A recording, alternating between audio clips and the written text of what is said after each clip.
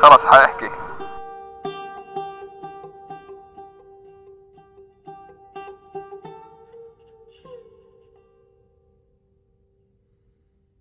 So I just had this idea today, yeah? I was thinking about my Islam. And like not just Islam, but my Islam. And then I thought of toothpaste. Because you know that feeling when you brush your teeth and then every time you take a breath, it feels like super like cold and there's like a nice breeze inside.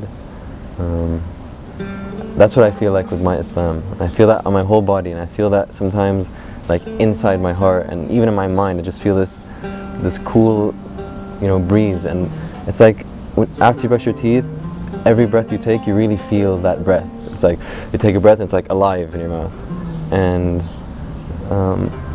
a lot of times like we're always breathing, right? I assume we're all here, so we're breathing, but we're not always we know we're breathing, but we don't always feel those breaths, But after you brush your teeth, you feel every breath.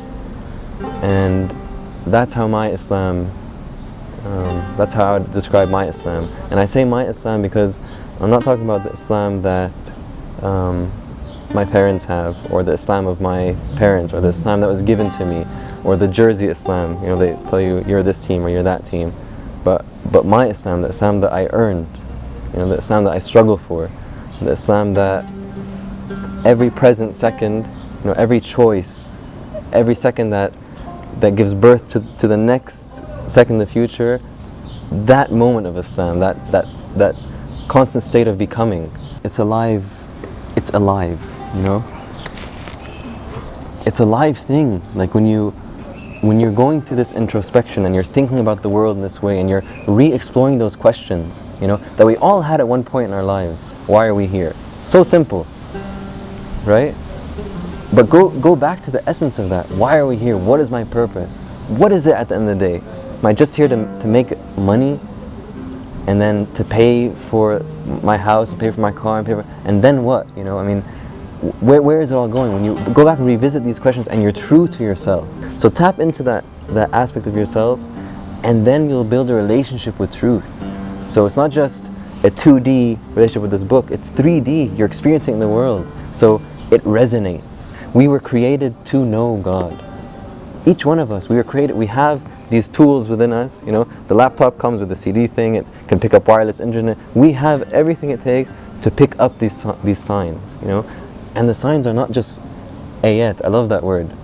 It's such a bad translation to translate ayat into verse, because ayat means sign. Ayat means sign. And what do signs do? They point you in a direction. And ayat, there's ayat Qur'aniyya, but there's ayat that are alive every day. Quran came down for a period of 23 years, off the tongue of one man, for 23 years, 1,400 years ago. But Allah Hayy al-Qayyum, even Salah, right? Salah, which means the connection, connection. It puts you at the center of that experience. And then what are the timings of Salah based on? Now we're like, it's 12:30, I have to go pray Dhuhr. But Salah is based on the moving of the whole cosmic system. That's what your body is synchronized to. That's what you are entering into, this system that, you look at, everything else is in a perfect system. Everything else is in a state of Islam, and is in a state of harmony, of peace. These huge, massive bodies that are out there in space, just like, doing their things. Like the Quran says, moving in a calculated orbit, swimming in a calculated orbit.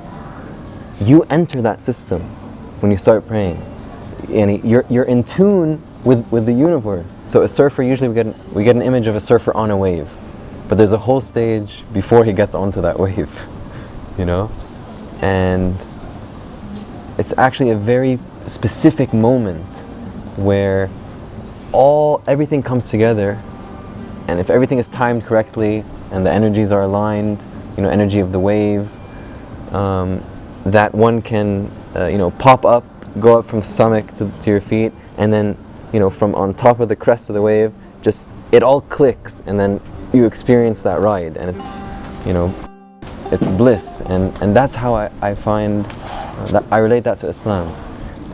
And why? Because a surfer who is doing that, it's not just by chance. He found himself in the middle of the sea and he found this piece of wood and found himself, it's really, there's an art and there's a dance. It's a very intimate relationship with this body of water, you know. And there has to be knowledge. You learn the laws of basically hydromechanics, or the laws of the water. And once you learn them and you submit to it, because what is a surfer doing in that second? You know, when you're on the crest of the wave and you're just about to drop in from up there, he's submitting to the laws of the wave, of the hydrodynamics. And once he achieves that submission, boom, he gets that ride. And that's what Islam is. That's what entering Islam is. It's experiencing that sweet ride. So that when we go into Salah, first thing you do in Salah, consciously make a direction. Sometimes I stand there and I start turning like this. You know, like which way am I going to, and then so I can think about, why am I facing this way? Bas hek, there's an arrow telling me hek, that's shallow. Every time jaddid the I'm pointing my heart in a direction, you know, in a place that symbolizes the center. So this is all before Salah, and then you say Allahu Akbar. You just thought about how far away the sun is, you know, about how big, you know, animals are, or I just surfed a wave and it was huge, and now I'm like Allahu Akbar, you know. And then you enter your Salah. And you enter your Salah, it's such a beautiful, I want to say dance, because there's this aesthetic, you know, beauty to it. It's not just, I mean, your bodies can be doing so many different movements at once. And think of a gymnastic, yeah? But in this moment you are willingly, you are choosing to submit all of your joints, all of your muscles, you know, even your eyesight, okay? You're not like looking around, even your eyes are concentrated on that act of submission. So that's the physical aspect. And then also your mind, you know, you're thinking about what you're saying. Alhamdulillah, Rabbil Alameen, Lord of the world. What does that mean? What is my relationship to that? So it's your mind is submitting, you know. Sometimes your physical body is in class, yeah, and you're just sitting in class, but your mind is somewhere else, right? But here in Salah, you want to try to get your body in that state of Islam, your mind in that state of Islam, and then to feel what you're saying, to feel Rabbil Alameen, Ar-Rahman Ar-Rahim. What does it mean, Ar-Rahman Ar-Rahim? Think about your mom. Think about that feeling of rahmah you have towards your mom, you know, the feeling of rahmah she has towards you. You know, and then think Ar-Rahman Rahim, the all merciful, the all compassionate. And so when every part of these three aspects of the human being are in complete submission, it's beautiful. You enter that system. It's like that's when you drop in on that wave, you know, and you enjoy that ride, that sweet ride of Iman.